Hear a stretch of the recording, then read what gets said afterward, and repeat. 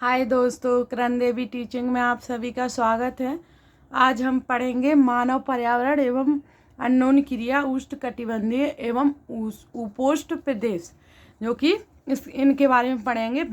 विश्व के विभिन्न भागों के निवासियों के बारे में पढ़ेंगे। आज हम विश्व के विभिन्न भागों के निवासी, जो विभिन्न प्रकार के विश्व के विभिन्न प्रकार के देशों में जो निवासी रहते हैं, इन लोगों के बारे में आज हम पढ़ेंगे। मोस्ट इम्पोर्टेंट चीज़ें पढ़ेंगे जो हमारे लिए ज़रूरी है। चलो स्टार्ट करते हैं आगे।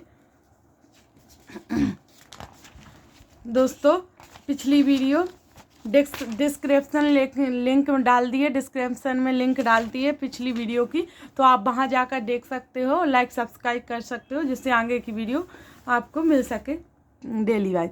इसलिए आप लाइक सब्सक्राइब कर लीजिए और डिस्क्रिप्शन में चेक कर लीजिए, पिछली वीडियो है वो देख सकते हो आप, और पिछली चैनल पर जाकर और वीडियो को भी वॉच कर सकते हो। चलो स्टार्ट करते हैं आज विभिन्न देशों के कल्चर के बारे में।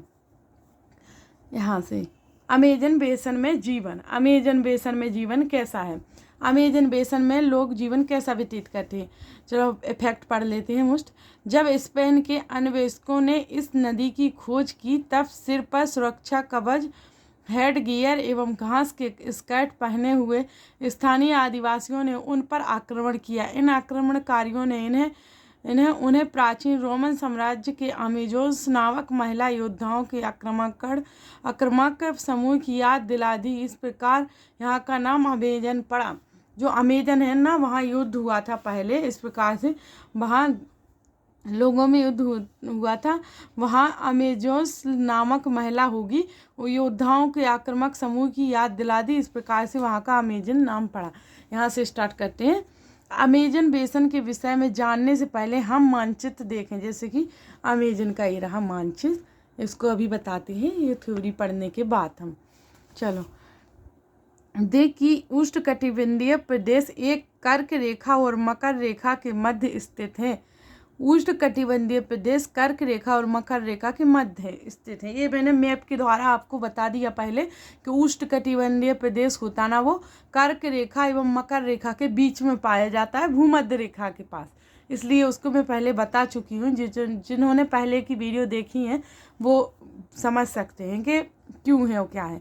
भूमध्य रेखा के 10 डिग्री उत्तर से 10 डिग्री दक्षिण के मध्य के भाग को भूमध्य प्रदेश कहते हैं। अमेजन नदी इसी प्रदेश से होकर बहती है। अमेजन नदी है, मध्य के भाग को भूमध्य प्रदेश कहते हैं। इसी भूमध्य रेखा के बीच से बहती है अमेजन नदी, जो कि पश्चिम में पर्वतों से निकलकर पूर्व में अंध महासागर में पहुंचती है। जो कि पश्चिम में पर्वतों से निकलकर, जो पश्चिम एरिया होता ना, वहाँ के पर्वतों से निकलकर पूर्व अंध महासागर में कैसे पहुंचती है, मतलब पहुंचती है तो कैसे पहुंचती है, ठीक है। जिस स्थान पर कोई नदी किसी अन्य जल राशि में मिलती है उसे नदी का मुहाना कहते हैं। जिस स्थान पर नदी कोई अन्य जल राशि बह रही होगी उसमें मिल जाती है तो उसको मुहाना कहते हैं। दोस्तों, अमेजन नदी में बहुत सारी सहायक नदियाँ मिलकर अमेजन बेसन का निर्माण करती हैं। अमेजन नदी होती ना, उसमें बहुत सारी नदियाँ मिलती हैं जो मिलकर अमेजन का निर्माण करती हैं, अमेजन बेसन का निर्माण करती हैं।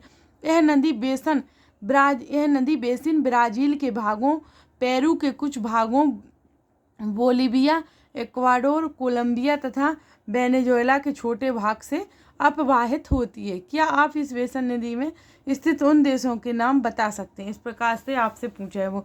चलो अब मैं बताती हूँ मैप। जैसे कि छोटा सा ये समझते हैं इफेक्ट क्या है।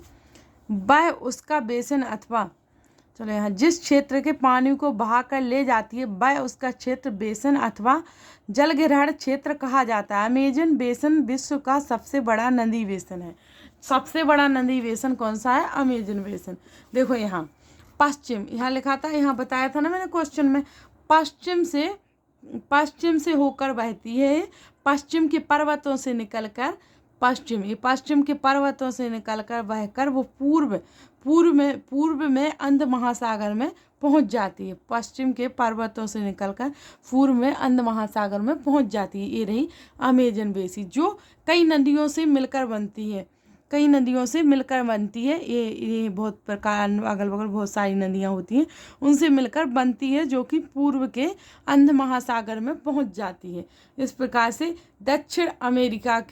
दक्षिण अमेरिका में पूरी अमेजन बेसिन नदी दिखाई देती है कि पर्वतों से निकलती है और पूर्व में पर्वतों से, पश्चिम के पर्वतों से निकलती है, पूर्व में आ जाती है। ये है अमेजन बेसिन, जो अफ्रीका में है। अफ्रीका में मुख्य दिखती है कि यहाँ पर है अफ्रीका में। दक्षिण अमेरिका में अमेजन बेसिन का निर्माण। अब है जलवायु। जलवायु जैसा कि आप जानते हैं कि अमेजन बेसिन भूमध्य रेखा के, आपको दिख रहा होगा कि नहीं, सॉरी दोस्तों, जैसा कि आप जानते हैं अमेजन बेसिन भूमध्य रेखा के आसपास फैला है।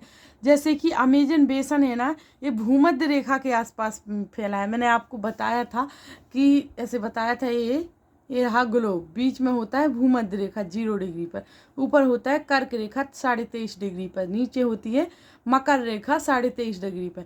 इस प्रकार से जो बीच की भूमध्य रेखा है, इसके आसपास 10 डिग्री यहाँ, 10 डिग्री यहाँ, इतनी जगह पर भूमध्य रेखा पर अमेजन नदी फैली है। अभी बताया था अमेजन बेसिन नदी फैली है इस प्रकार से, और आसपास फैला है। और पूरे वर्ष यहाँ गर्म एवं नम जलवायु रहती है,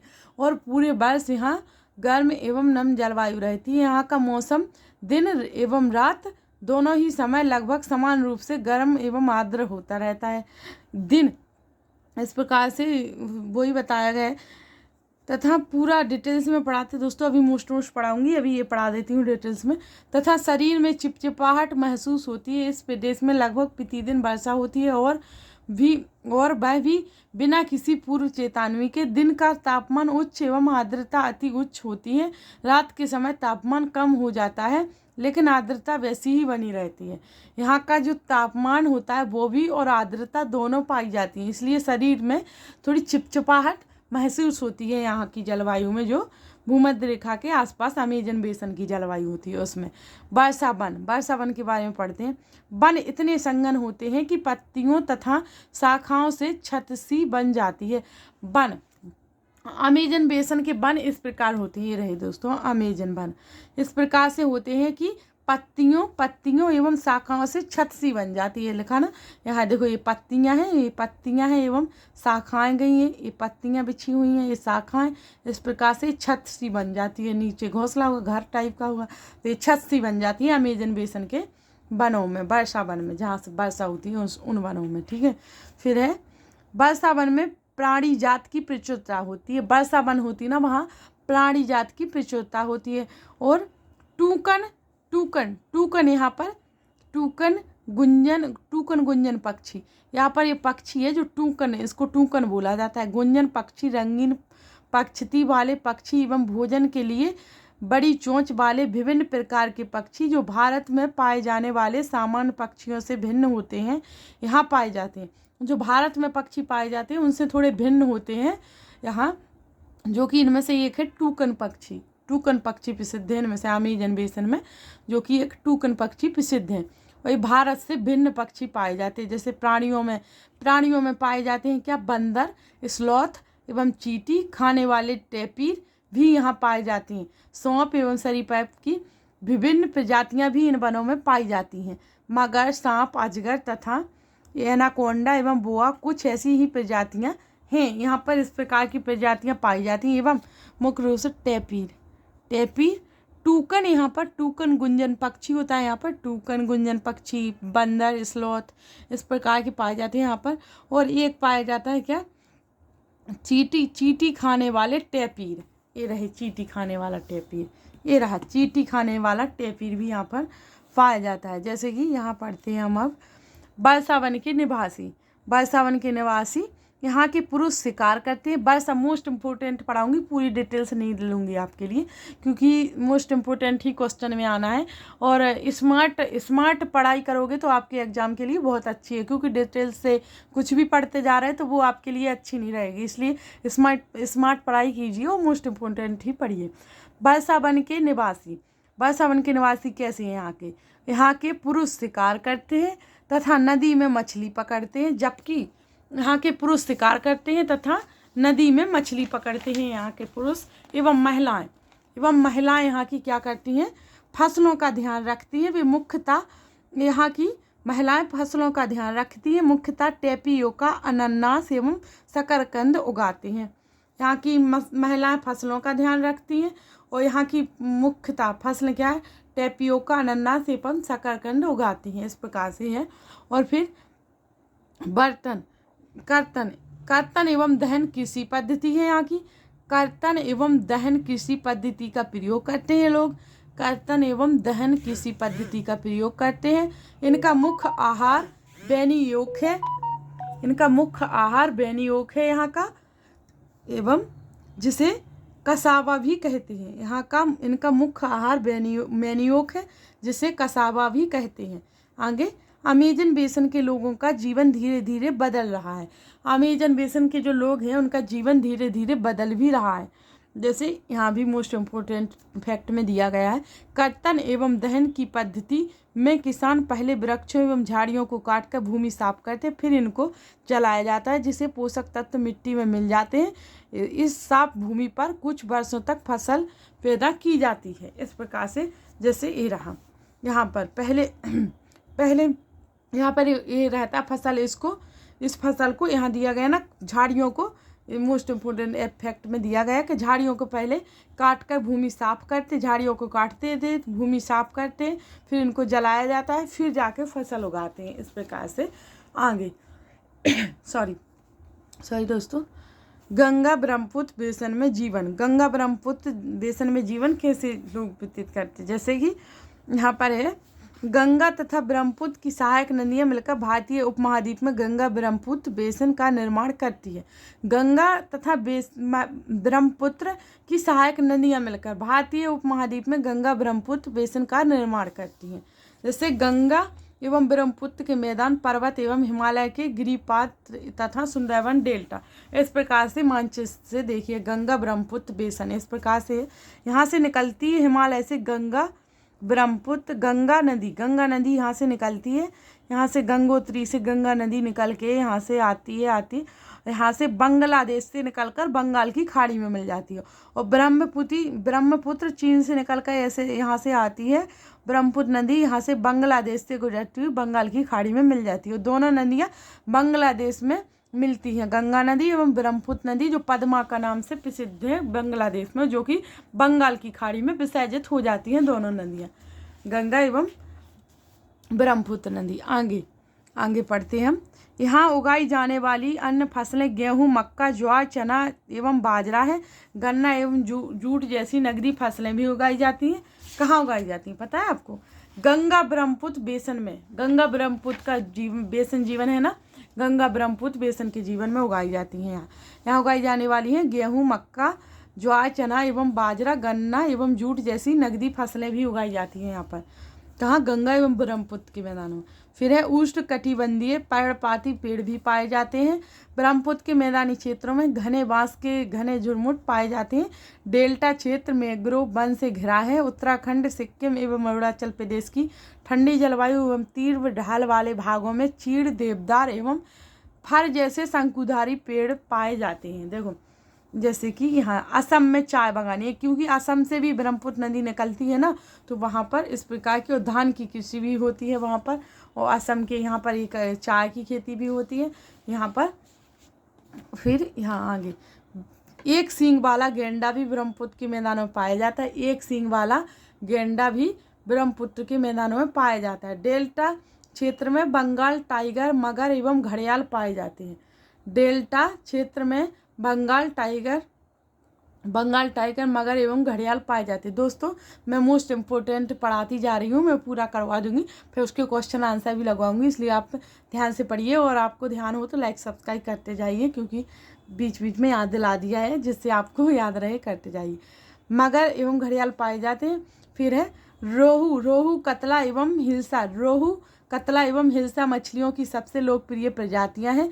मछली एवं चावल इस क्षेत्र में रहने वाले लोगों का मुख्य आहार है। असम साइड होता है ना, वहाँ मछली एवं चावल का ही आहार बनाते वो लोग, वही सबसे ज़्यादा खाते हैं। और वहाँ पर एक सींग वाला गेंडा भी होता है, एक सींग वाला गेंडा, मगर भी पाए जाते हैं। वेदिका कृषि होती है वहाँ पर। और फिर झील जीविका का साधन, ये एक कहानी है इसके बारे में, क्या पढ़ना। झील तो आप जानते ही होंगे झील कैसी होती है। फिर एक इम्पोर्टेंट फैक्ट, गंगा एवं ब्रह्मपुत्र नदी के आलवड़ जल में एक प्रकार की डॉल्फिन पाई जाती है जिसे स्थानीय भाषा में सुसु अथवा आधी डॉल्फिन कहा जाता है।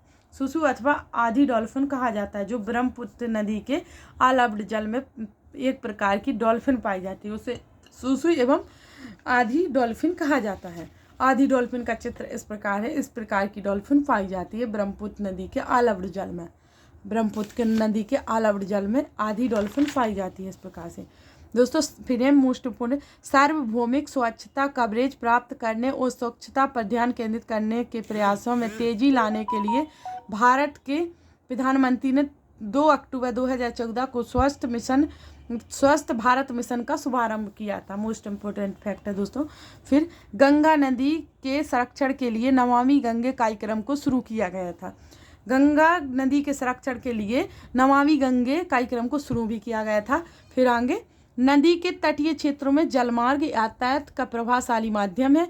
कोलकाता हुगली नदी पर स्थित एक महत्वपूर्ण पत्तन है। मोस्ट इम्पोर्टेंट है दोस्तों, कोलकाता किस नदी पर स्थित है? हुगली नदी पर स्थित महत्वपूर्ण पत्तन है कोलकाता। कोलकाता हुगली नदी पर स्थित एक महत्वपूर्ण पत्तन है। पर्यटन इस नदी की एक महत्वपूर्ण क्रिया है। पर्यटन इस नदी की एक महत्वपूर्ण क्रिया है। आगरा में यमुना के किनारे स्थित ताजमहल, इलाहाबाद में गंगा, यमुना के किनारे ताजमहल, इलाहाबाद में गंगा एवं यमुना नदी का संगम, उत्तर प्रदेश एवं बिहार में बौद्ध स्तूप, लखनऊ का इमामबाड़ा, असम का काजीरंगा एवं मानस वन्य प्राणी अभयारण्य तथा अरुणाचल प्रदेश की विशिष्ट जनजातीय संस्कृति जैसे कई दर्शनीय स्थल हैं। देखो ये रहा मानस वन्य प्राणी अभयारण्य में बाघ जो अभी पढ़ा है दोस्तों। इसके मैं लगवाती हूँ क्या, मोस्ट इम्पोर्टेंट क्वेश्चन है जो मैं जूम कर लेती हूँ। इसके जितने भी क्वेश्चन है आपने जो पढ़ा है तो आप लगा पाओगे इन क्वेश्चनों को, आपने अच्छे ध्यान से पढ़ा होगा। तो जिसने ध्यान से नहीं पढ़ा है तो दोबारा से वीडियो को वॉच कीजिए, दोबारा से पढ़िए तो आपको अच्छे से समझ आने लगेगा, आपका पूरा हो जाएगा। चलो क्वेश्चन आंसर लगाते हैं अब इसके। टूकन क्या है? वो बोले टूकन क्या है? टूकन पशु नहीं है, टूकन फसलें नहीं है, टूकन फसल भी नहीं, टूकन पशु भी, टूकन एक पक्षी है। मैंने समझाया था ना अभी कि अमेजन बेसन नदी है ना, जो अमेजन की बेसन नदी में एक पक्षी रहता है टूकन। मोस्ट इम्पोर्टेंट, टूकन पक्षी, ठीक है। मैनियाक कहाँ का प्रमुख भोजन है? मैनियाक कहाँ का प्रमुख भोजन है दोस्तों? मैनियाक गंगा बेसिन का भोजन नहीं है, अफ्रीका का भोजन नहीं है, अमेजन का। मैंने ये पढ़ा दिया आपको, अच्छे से देख लीजिए पीछे जाकर। मैनियाक कहाँ का प्रमुख भोजन है? अमेजन का मैनियाक प्रमुख भोजन है। और टेपियोका भी है, मैंने ये भी बताया था। वो वहाँ के पुरुष हैं जो वो मछलियाँ पकड़ते हैं एवं महिलाएं हैं जो मुख्य रूप से खेती करती हैं और मनुष्य मछलियाँ पकड़ते हैं। कोलकाता किस नदी के तट पर स्थित है? भागीरथी नहीं, ऑरेंज नहीं। अभी मैंने पढ़ाया जस्ट पहले ही, कोलकाता किस नदी के तट पर स्थित है? हुगली नदी के तट पर कोलकाता स्थित है। मैंने अभी जस्ट पहले ही पढ़ाया कि हुगली नदी के तट पर स्थित है कोलकाता, जो एक महत्वपूर्ण पत्तन भी है। देवदार एवं फर किसके प्रकार हैं? देवदार एवं फर पर्णपाती वृक्ष, छूप इन दोनों के नहीं है, शंकुधारी वृक्ष के हैं। देवदार एवं फर किसके प्रकार हैं? शंकुधारी वृक्ष के प्रकार हैं देवदार एवं फर, ये भी पढ़ाया था मैंने। बंगाल टाइगर कहाँ मिलते हैं?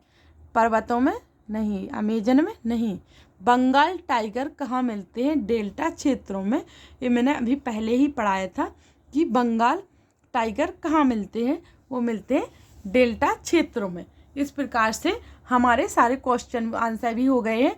पहले मैंने थ्योरी पढ़ाई, उसके बाद क्वेश्चन आंसर लगवाए। जो मैंने थ्योरी पढ़ाई उसी के क्वेश्चन आंसर हैं दोस्तों। तो आप अच्छे से थ्योरी को कवर कीजिए जिससे आप क्वेश्चन आंसर को अच्छे से लगा पाओगे। और इस चैनल को लाइक सब्सक्राइब कीजिए। और जो पिछली वीडियो है इसके डिस्क्रिप्शन में डाल दूँगी मैं, और उसको देख लीजिएगा जाकर। और मैं कुछ इम्पोर्टेंट थे फैक्ट भी डालती हूँ, जैसे चंद्रयान-3 कुछ भी एक इम्पोर्टेंट फैक्ट भी डाल रही हूँ, और एनसीईआरटी भी कवर कर रही हूँ, जो कि कक्षा 6 की ज्योग्राफी की एनसीईआरटी कवर हो चुकी है। संपूर्ण ज्योग्राफी के क्वेश्चन आंसर भी हो चुके हैं, और अभी मैं कक्षा 7 की एनसीईआरटी बस संपूर्ण होने ही वाली है। बस एक ही चैप्टर रह गया होगा, तो मैं इसका भी संपूर्ण करने के बाद मैं संपूर्ण ज्योग्राफी के क्वेश्चन आंसर भी लगवाऊंगी, और इसकी थ्योरी के साथ भी मैं क्वेश्चन आंसर लगवाती हूँ, एवं लास्ट में भी पूरी एनसीईआरटी के क्वेश्चन आंसर लगवाती हूँ, जिससे आपका IQ लेवल पता चले कि आपने कितना इससे अचीव किया है, कितने क्वेश्चन आंसर आप लगा पा रहे हो। थैंक यू दोस्तों, आपने लाइक सब्सक्राइब किया, देखा मेरे को कितना अच्छा, आपको अच्छा लगा, क्या लगा। थैंक यू सो मच आपके लिए। थैंक यू दोस्तों।